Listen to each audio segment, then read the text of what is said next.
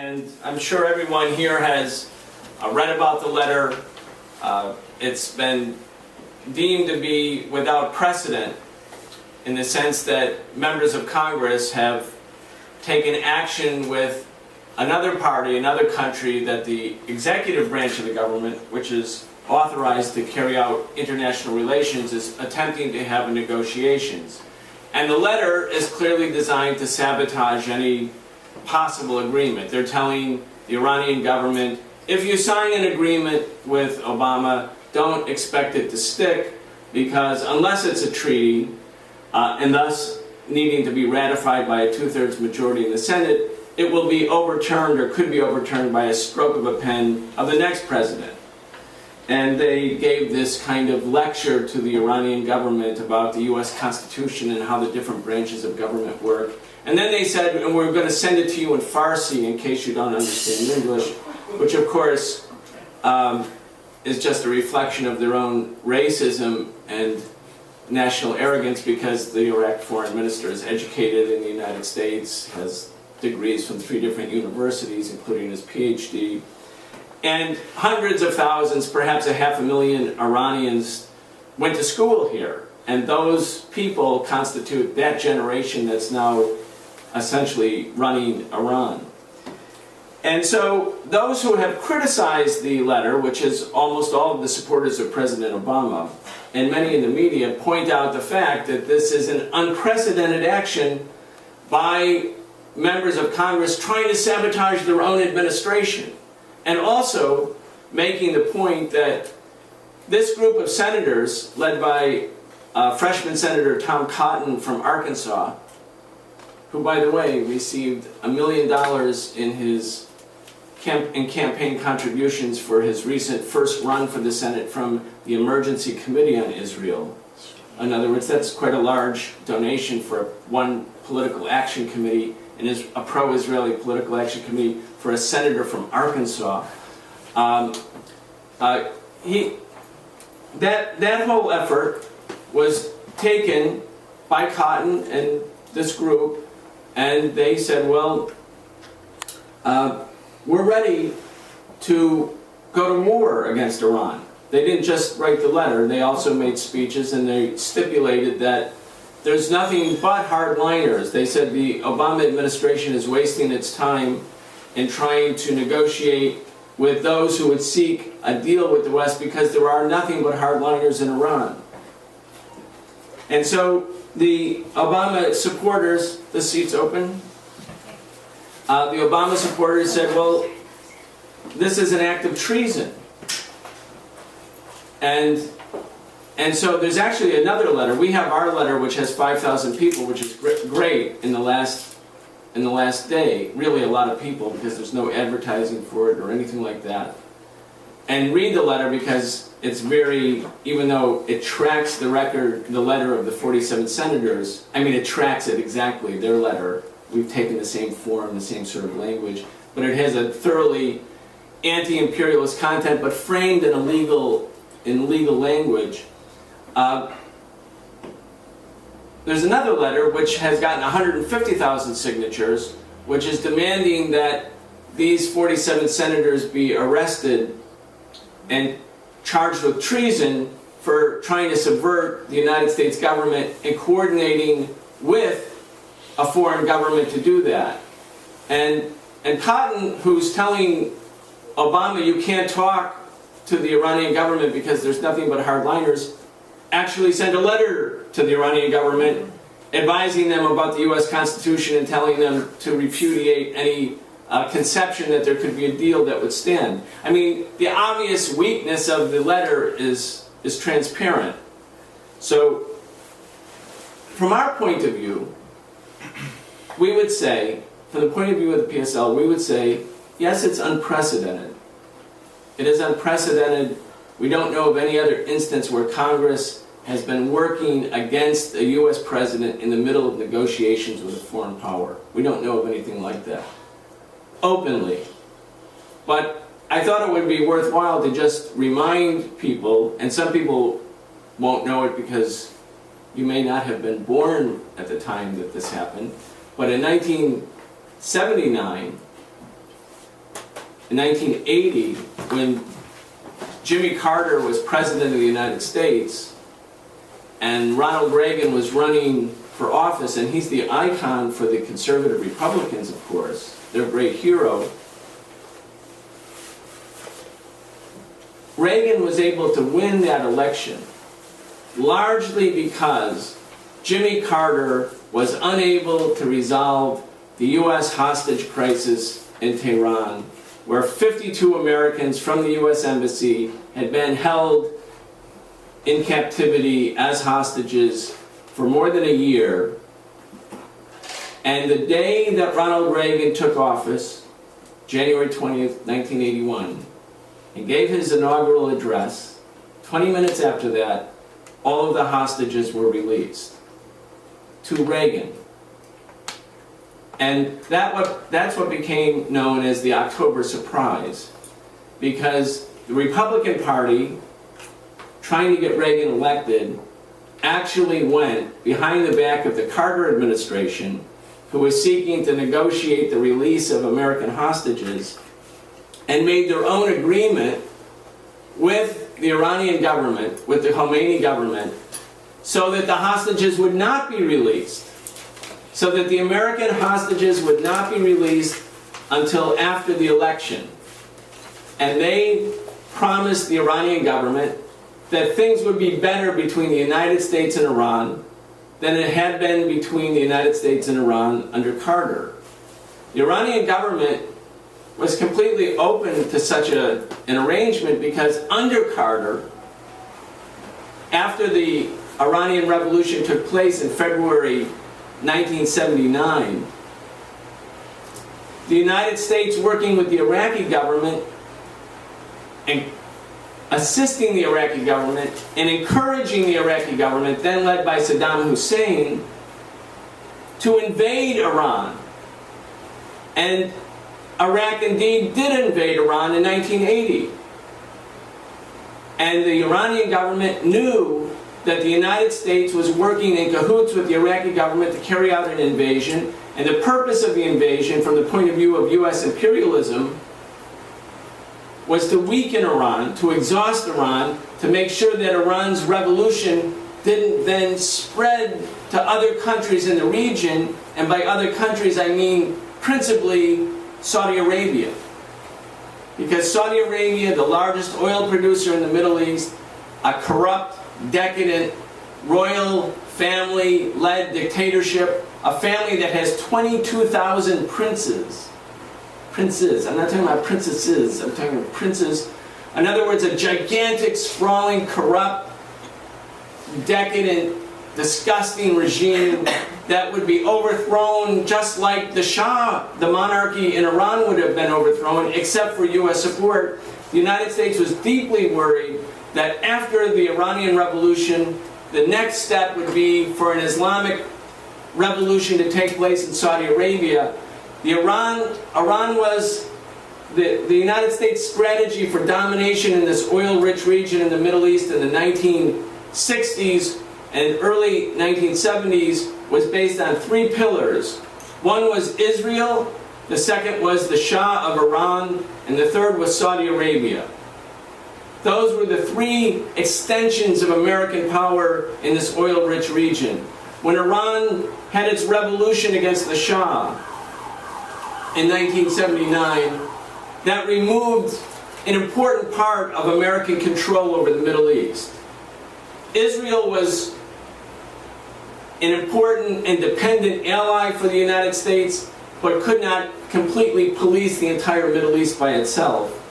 And the Saudi royal family could function as the defenders of the Saudi oil fields, but not much else, because it was so delegitimized because of its own corruption, debauchery, decadence, and weakness.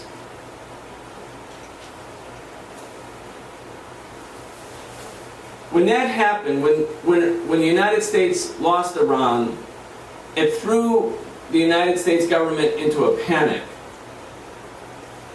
And there was a debate, really, within the summits of the U.S. ruling class about what to do. It wasn't like they had everything figured out. This was a revolution that they did not expect.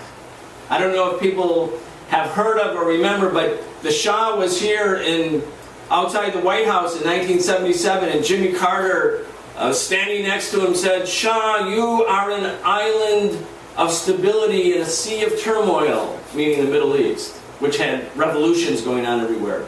The funny and ironical part of it is that as he said that, Iranian students who were against the Shah were charging through police barricades around the White House, and when the National Park Service lobbed tear gas at them, the wind moved in the wrong direction and blew back into the face of the Shah and Jimmy Carter. So they were standing there kind of weeping from tear gas as he was saluting the Shah as an island of stability in a sea of turmoil. I mean, it was just one of those great, small but fun ironies in history.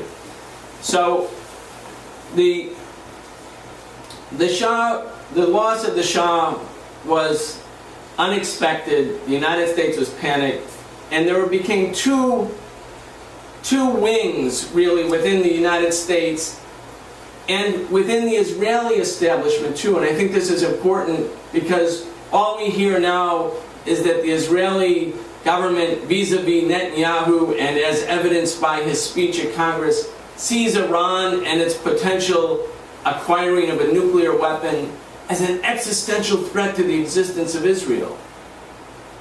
But in fact, there have been periods of time that sections of the Israeli establishment, just like there are sections of the U.S. establishment, sought to partner with rather than fight against Iran. In 1983, for instance, the United States was considering economic sanctions against Iran. Ariel Sharon, who was the hardline defense minister, the butcher of Lebanon for Israel, no liberal at all, was opposed to U.S. economic sanctions on Iran because he thought that it would strengthen Iraq in the Iran-Iraq War. And the United States did not impose economic sanctions at that time on Iran. That was in 1983. The United States in 1986 was giving arms to the Contras in Nicaragua. And those guns and missiles were coming from Iran and paid for with Israeli money in order to circumvent. Reagan was circumventing a law passed by Congress that forbade any more U.S. aid to the counter-revolutionary forces who were fighting against the Sandinistas in Nicaragua. So Reagan tried to circumvent that with Oliver North and the CIA, and they worked with Iran. At the same time, they were partnering with Iraq to invade Iran. And at the same time, they were actually providing intelligence to Iraq about Iranian military positions. When Saddam Hussein in 1983 used tear gas for the first time to blunt an Iranian counteroffensive, poison gas. You know, the gas that he was known for, a chemical weapon. The thing that Bush said he went to war to prevent. The first time that happened, 1983, the next day, Donald Rumsfeld, later George W. Bush as Secretary of Defense, but who was at that time Ronald Reagan's personal envoy to Iraq and to the Middle East, came to Baghdad, met with Saddam Hussein. They brought the cameras in, they hugged each other, they kissed each other on both sides of their face, and saluted the long and enduring friendship between Iraq and the United States. The day after, it was reported and confirmed that Iraq used chemical weapons. So you see, the United States could conceivably, and did, partner with Iran in some instances, and partner with Iraq in some instances, and partner with both of them against each other. And as Henry Kissinger said in his memoirs, our real goal was, we hoped that they would both kill each other. In other words, that both Iran and Iraq would be so weakened and so exhausted by this long, enduring, internecine conflict that the United States would be able to protect its other strategic assets in the Middle East, like Saudi Arabia.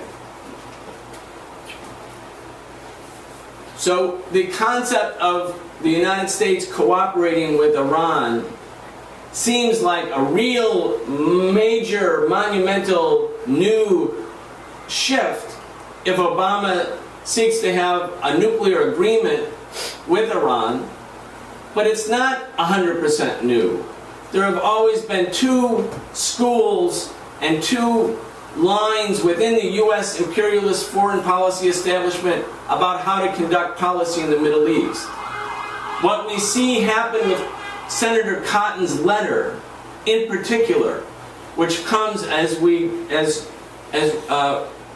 I think it was Heather said just 2 weeks, or no, Radica said just 2 weeks after Netanyahu's speech.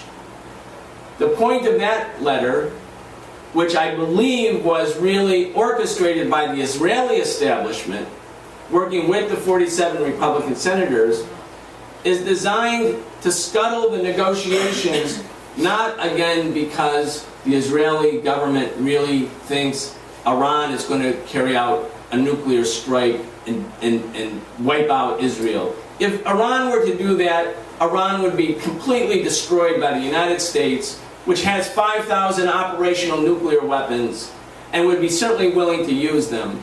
They're the only country that ever did use them. They use them against civilian population centers in Japan. Iran knows this and is probably not ready to commit suicide. So that's not real. That's not the reality. And furthermore, Iran doesn't have a nuclear weapon.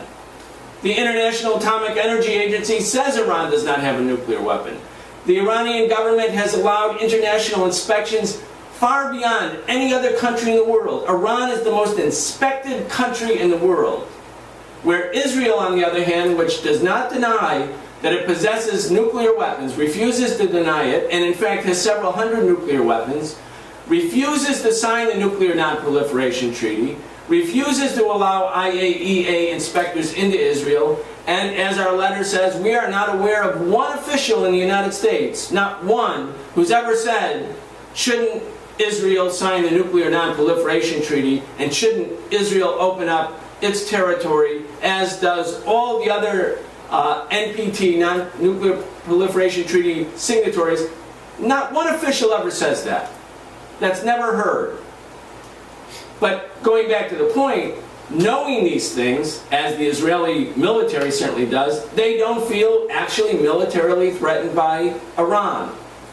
Furthermore, Iran has not initiated a war with any country since the time the United States was a country, since 1783.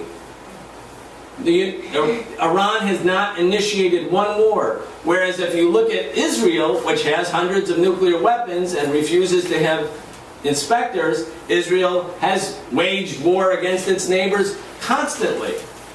I mean, just look at the last decade. Look at the last 13, 14 years. 2002, the re-invasion of the West Bank, thousands of Palestinians killed. 2006, the bombing an invasion of Lebanon, where they dropped 1 million anti-personnel cluster bombs on Lebanon. In 2008 and 2009, the invasion and massacres in Gaza. In 2012, another bombing in Gaza. And then last summer, 2,300 people killed, hundreds of children killed by the Israelis. I mean, you look at the pattern of who's the aggressor and who's ready to wage war. There's no question that we're not looking at Iran as a particular aggressor country in the Middle East. There's no evidence of that whatsoever. It's the Israeli government that is mounting the fierce opposition to Obama's negotiations with Iran. So the question is, why? That's the question. Why is the Israeli government really so opposed to any nuclear deal? And from our point of view, from the point of view of our party, from the point of view of the PSL and our own analysis, the reason is that the Israeli government fears peace between the United States and Iran. They fear peace with Iran because a peace deal of any type with Iran would signal a rearrangement of the power balance within the Middle East. And what that means specifically is that Israel, which is obviously a nemesis of Iran, will be considered less important and perhaps even a strategic liability for the U.S. in a new power arrangement in the Middle East. Now, again, is it possible that the United States could become a partner with Iran? I want to go back and remind you of all the times in the last 30 years where there was conjunctural, a conjunctural sort of alliance or cooperation. But could the United States actually have an enduring sort of rapprochement and see in Iran a partner? A section of the U.S. establishment thinks that. That's what they're thinking. That, in fact, is what President Obama thinks. President Obama believes that there is an ability for a new relationship with Iran where the Iranian government, far from being a thoroughgoing, genuinely, consistently anti-imperialist, anti-American imperialism force, could partner with the United States and help secure even U.S. interests in the region. That might seem shocking given all the aggression and demonization carried out by the United States against Iran during the past years, but in fact, there were signals of this even in the beginning of the Obama administration.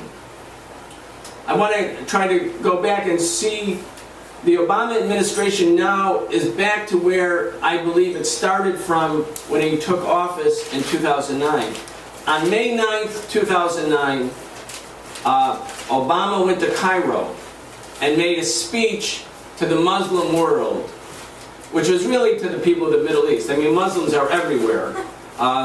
Indonesia, India, Pakistan. That's not who he was talking to. He was talking to the Muslims in the Middle East. And why? Because George W. Bush and Dick Cheney's policies had so inflamed the Middle East against U.S. imperialism based on the naked aggression in Iraq and Abu Ghraib and the humiliation of the Iraqi people and the fragmentation of that beautiful country, that one of the reasons that the U.S. banks and corporations decided Obama would be a good new voice and face in the White House is that he could possibly mend relations with other countries and other peoples who were up in arms against George W. Bush. George W. Bush was perhaps the most hated man in the world. That's not good for an empire, to have your leader be the most hated person in the world.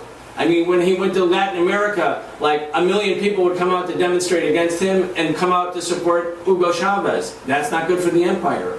So clearly, Bush had sullied the image of the United States, and Obama was a fresh voice, a fresh face, and a new policy. He went to Cairo May 9th, and for the first time, you have to catch this in the little, it's kind of a footnote almost in his speech, he takes minor responsibility for the destruction of Iranian democracy by the United States government.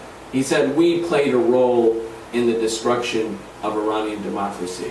Now, no American government person had said that. Now, that seems like that's kind of an understatement when you think it was the CIA that led a coup d'etat that killed tens of thousands of Iranians and overthrew a democratically elected government and put into power a king, a monarch, and who denationalized the what had been the Anglo-Iranian oil company, British Petroleum, now known.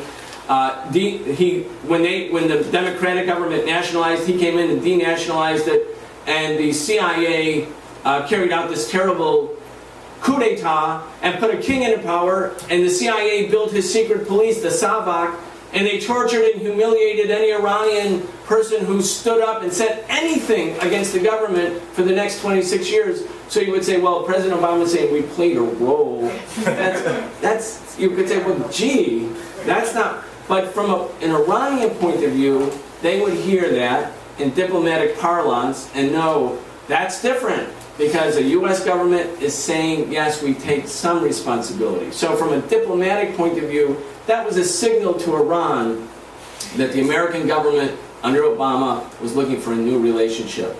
That's the real reason that there has been, for the past 7 years, this clash between Netanyahu and Obama. It's not a clash of personalities. it's not just about Israel's electoral game, which of course is important to Netanyahu right now because he's probably going to lose. But the real reason is the Israeli ruling class establishment knew that the Obama administration represented another wing in the U.S. ruling class that sought to reorganize the power relationship that would allow the United States and Iran to become partners. Why would they become... Okay, I'm going to stop there on that. Because that's not what happened.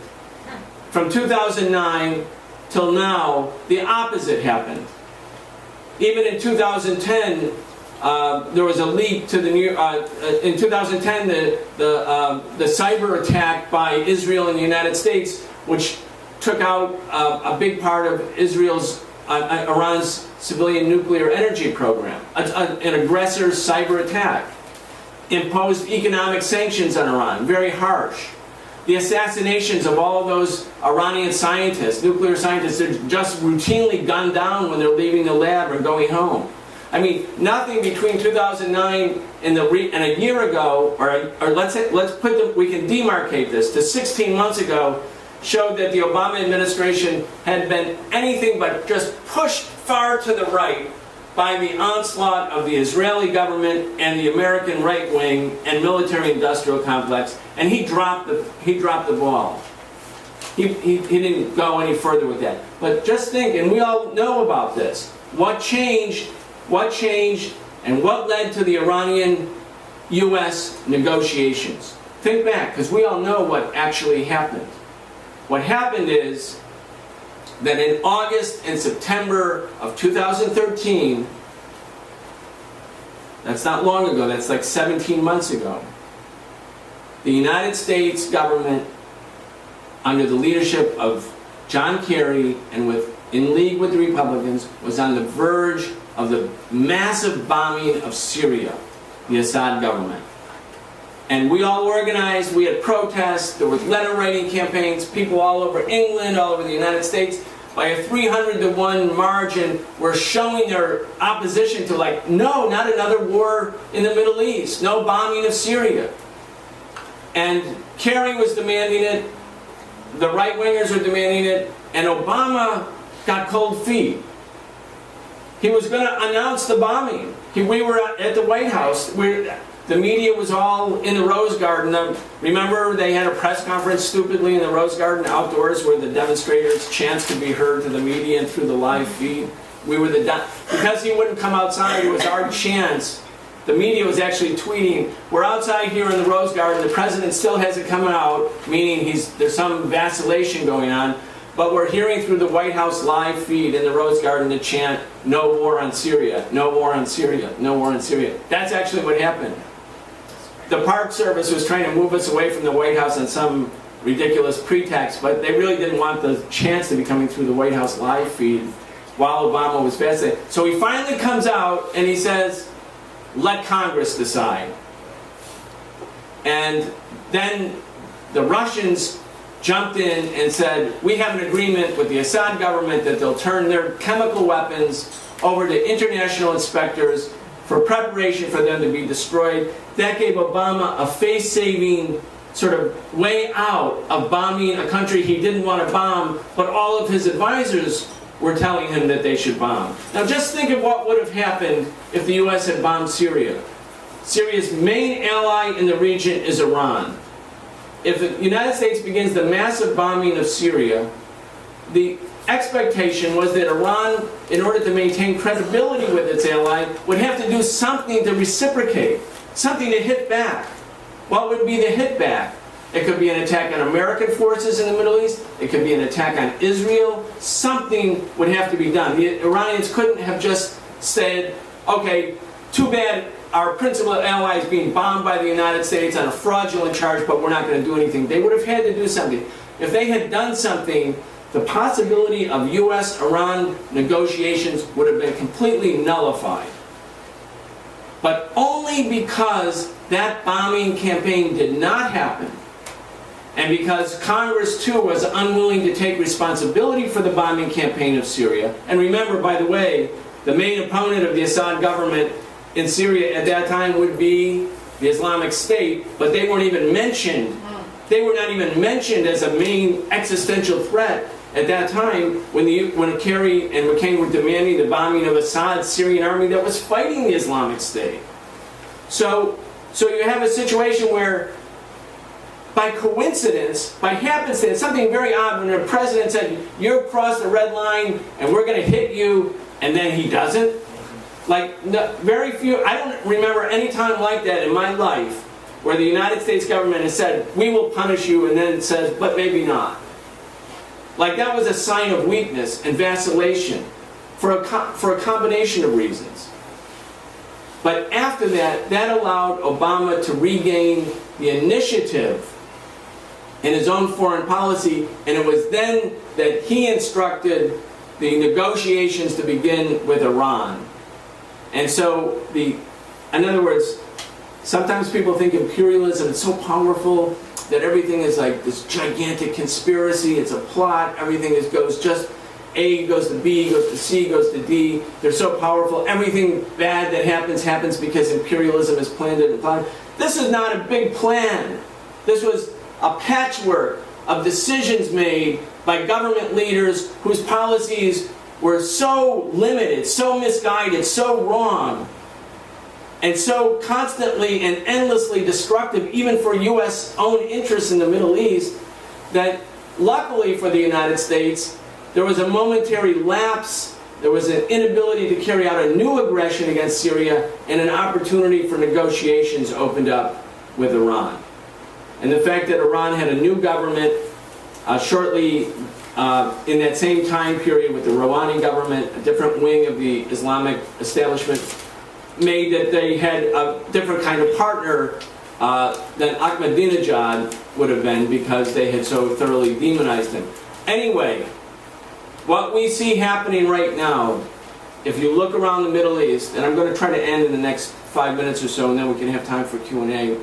When you look around what's happening in the Middle East, Iraq has fragmented, the Islamic State, because the United States invasion created a space for the Islamic State, they grew strong and then threatened the strategic, what the United States considered to be strategic assets. That's not Fallujah, that's not Anbar province, but what the United States considers to be vital in Iraq is the city of Baghdad, the southern oil fields, which are controlled by the Shiite parties, the northern oil fields, which are considered the second half of Iraq's oil, which is under the control of the Kurdish regional government, which is completely an ally of the United States. And what the United States also considers a strategic asset is Jordan, which is a weak government. The Jordanian king could be easily overthrown by an Islamic State type force. So the United States needed to rush into Iraq, not because of a big planned operation using the Islamic State pretextually to go in forever, but because the Islamic State rose suddenly in the spaces and crevices created by the reckless invasion of Iraq, and those Islamic State were on the move, and they appeared to be threatening the strategic assets of the United States. And so Obama and the Pentagon rushed in and declared open-ended war forever, in Iraq, Syria, wherever. But they promised no boots on the ground. How do you defeat the Islamic State, which controls such vast swaths of territory, without soldiers fighting them? You can't defeat them by bombing. That's not going to rout armies that are entrenched in cities and stuff. The only way to defeat the Islamic State is to fight them on the ground. Obama said no boots on the ground because the American people, frankly, would not tolerate sending 100,000 troops to Iraq again because of what's happened. So the U.S. is limited. It's got a limitation on its power, limited by domestic public opinion and by the military situation. So who are the boots on the ground? Iran. It's really Iran's military advisors working with Shiite militias who are loyal to the Iranian government and the central government in Iraq, and the Iraqi military and the Iraqi central government, which also looks more to Tehran than it does to Washington or anywhere else. And also, if the United States wants to stop the Islamic State in Syria, it had to suspend really its operations against the Assad government.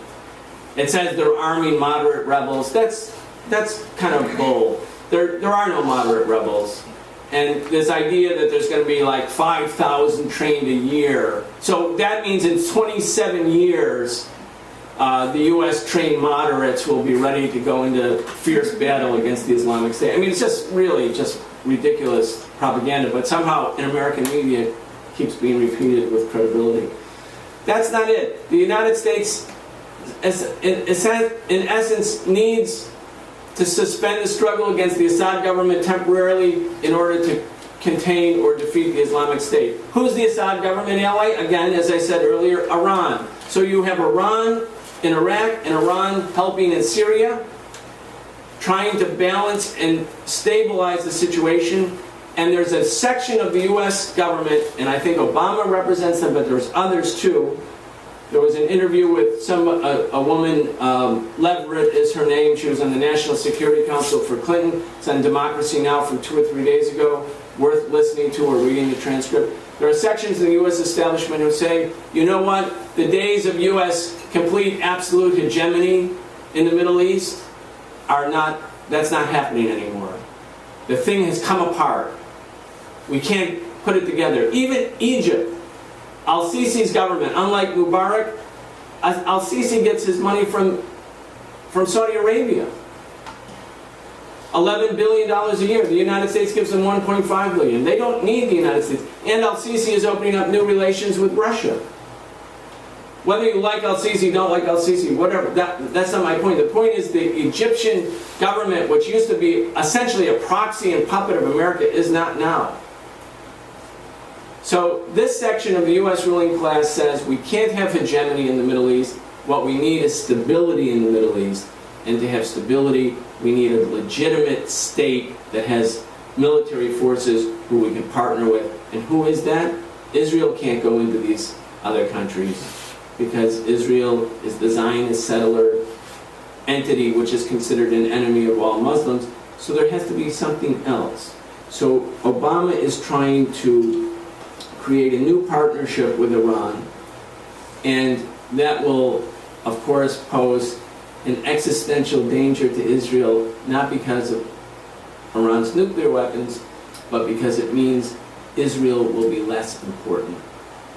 And if Israel is less important, if Israel starts to be viewed in America as a strategic liability rather than a strategic asset, the settler government could fall apart. People think Israel is omnipotent? No, it's not. More than half the population is first or second generation immigrants. If things start to break down in Israel, people can go back to Brooklyn. That's right. You know, or Paris, or wherever, you know. I mean, it's actually the Zionist project is a fragile project, and as it becomes more and more increasingly right-wing, more racist, it turns off secular Jews in Israel, and it turns off, of course, secular Jews in America, and more of the Jewish American population is just completely repulsed by the policies of the Israeli government. Even if they still adhere to a Zionist conception, the actual policies of the Israeli government are repugnant to a significant and perhaps the majority of Jewish American population. So that's why Israel is hysterical. Can Obama pull it off? We don't know, because this is an actual struggle, and Obama only has a limited time in office. And he has many enemies, as we know. I mean, of course, for the Republicans, if Obama said the sun rises every morning, they would say, no, it doesn't. You're a communist. You're looking to the east. You're looking eastern direction. You're a communist. I mean, it's like that with Obama. There's just actually nothing he can do to placate that wing of the racist political establishment.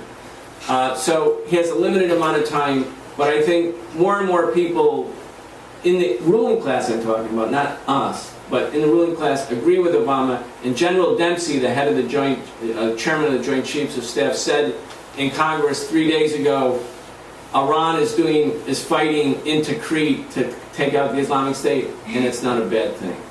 That's the chairman of the American Joint Chiefs of Staff about Iran fighting in Iraq. That would have been hard to have anticipated 10 years ago.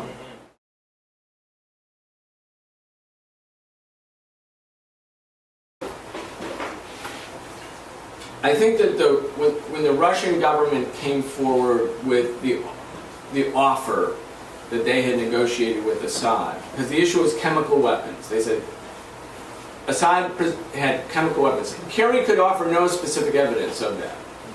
There was a lot of huffing and puffing, but there was no actual concrete evidence. So the case was thin, and they couldn't get UN authorization for it because Russia would veto it in the Security Council. So then they thought, well, we can do this with Britain. But for the first time in 200 years, the British House of Commons rejected the imperative put forward by the Prime Minister to carry out some foreign policy action. So if you remember, the House of Commons voted no. We're not going to join. And Cameron, I think it was still Cameron, came right out and said, well, we're not going. We're not part of it. So here's Obama, who probably wasn't thrilled that that people were reminding him that he sort of in a non-important way said, if Assad uses chemical weapons, that'll be a crossing of a red line. Obama said that because he figured, well, Assad will never use chemical weapons because, one, you don't need them, and two, I just said it's going to be a crossing of a red line, and Assad is winning the war against the armed opposition. The only way he can lose the war is by having the U.S. come in and bomb him, and the only way the U.S. will come in is if they cross the red line. So Assad, of course, won't do it. So that was kind of Obama's way of saying, I don't want to go to war against Syria. And then Kerry came up and said, they crossed the red line. They dropped chemical weapons and offered no proof. And John McCain was, doing his usual. And then the Washington Post was doing its usual. The Washington Post is like a neoconservative, facile, superficial, neoconservative war propaganda vehicle. And they were like, Obama, like they did around Libya, calling him the passive president because he didn't want to bomb Libya on the first minute that Hillary Clinton said that it should be bombed. And so then Obama was like doing his usual move to the right, succumbing, but he didn't want to. Then he lost England. It was like, now I don't want to do this thing. And we don't even have Britain with us. You get, like, Bush could make sure, remember Bush said we have the coalition of the willing, which means we didn't have the United Nations. So they got like 3 states. And one of them was like that island off of the Rock of Gibraltar. Tripoli? No, whatever. But anyway, we called it the coalition of the bribed and coerced, not the coalition of the willing, because nobody wanted to be with Bush, but they were just like, we can do this, and once we're in there, we're going to wipe out Saddam's army because it's a weak army, and we know all about that army. So anyway, Obama was in an even weaker position. No authorization. Congress wasn't giving him authorization. Britain had pulled out. So what Russia did was basically say, we know you don't want to go to war, and we're going to give you a way out. We're going to let you save face. So Obama could say, we got rid of Syria's chemical weapons. Yes, they crossed the red line, but the outcome is we got rid of them, so we don't need to bomb them. And then that allowed him to escape doing something that he was uncertain about. And the consequences of it were so high. It could be a regional war. Syria is not Libya. Like, the United States dropped like 1 million bombs, I'm exaggerating. It was tens of thousands of bombs, or 100,000 bombs and missiles on Libya. But Libya had no air defenses. Syria has air defenses.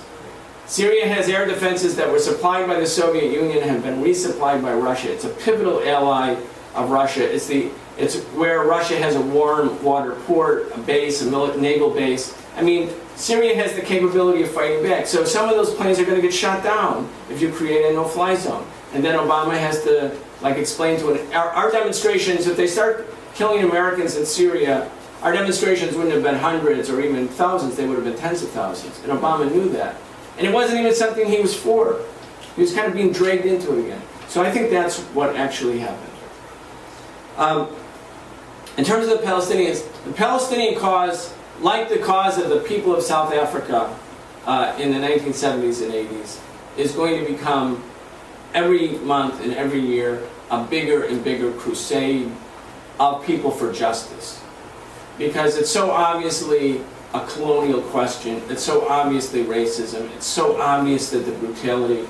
I mean, here you have in Gaza today, they still won't let them import cement from the war last summer. 10,000 people were made homeless, and they can't import cement because the Israeli government, I mean, you can only support that if you're a beast, if you don't care at all about human life or human suffering.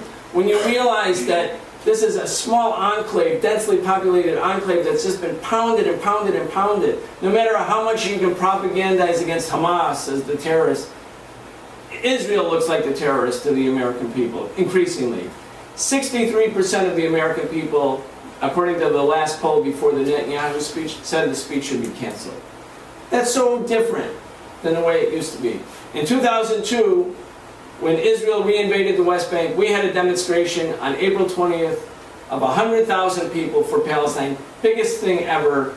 All the other peace groups said they wouldn't sign on. Matter of fact, all the other peace groups marched half a mile away so they wouldn't march with us, because Palestine was such a taboo. The racism had infected the anti-war movement and the peace movement so much that we were marching alone, and they said, you will be small, you will be tiny. So they had 10,000 people for peace, and we had 100,000 people for Palestine.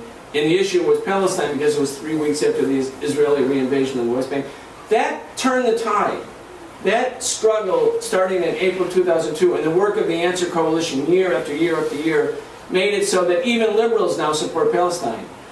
One of the biggest groups supporting Palestine now is Jewish Voices for Peace. That would have been unthinkable 13 or 14 years ago, or even 5 or 6 years ago. You see, the tide of history has turned, and it's going to keep turning.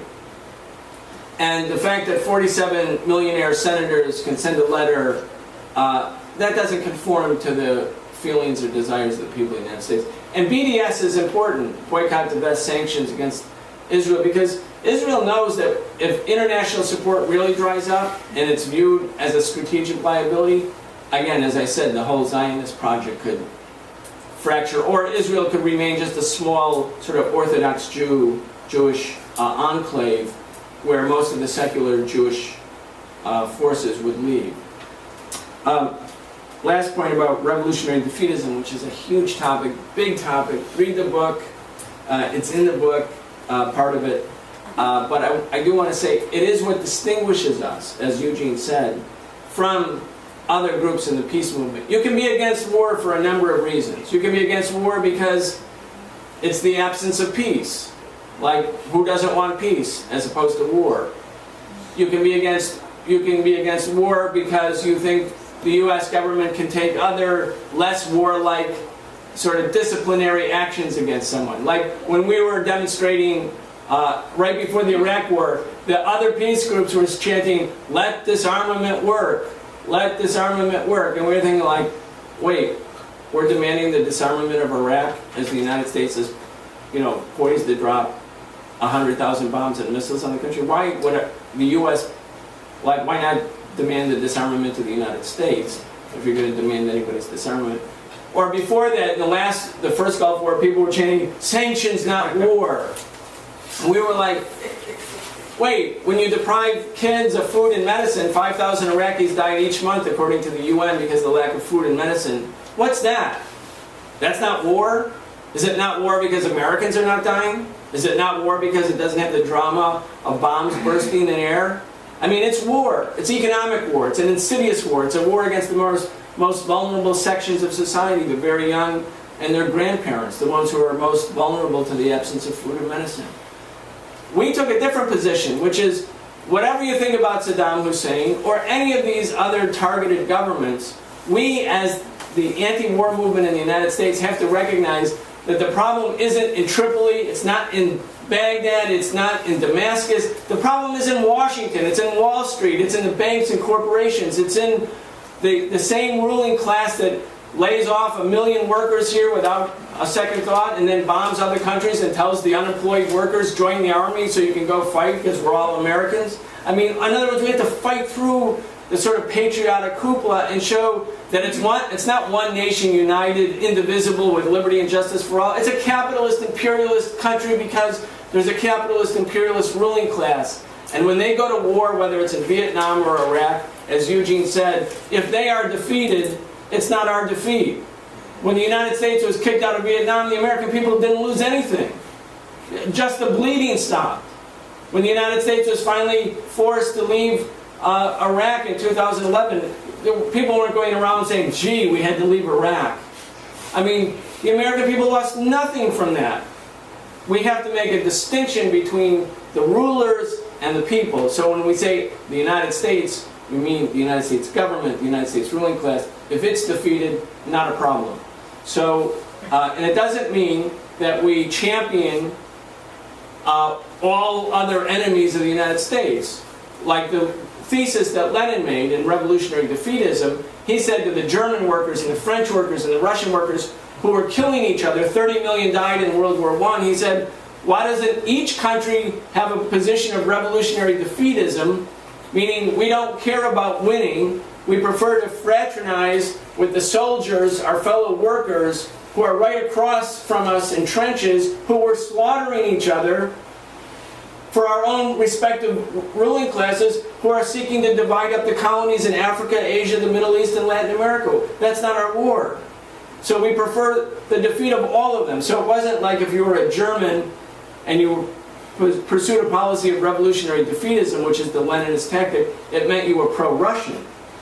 It just meant you were in solidarity with the Russian workers who were saying the same thing, to build solidarity. In the case of the war waged by imperialism against oppressed and formerly colonized people, we would say there's no situation in which U.S. imperialism or British imperialism or French imperialism can invade Libya or Egypt or Iraq or Syria, the places it colonized, the places that it enslaved, and do that even if it's under the slogan human rights and democracy and freedom and protecting civilians. It's about colonialism. And we hope that for the victory of the colonized people when they resist the colonial forces.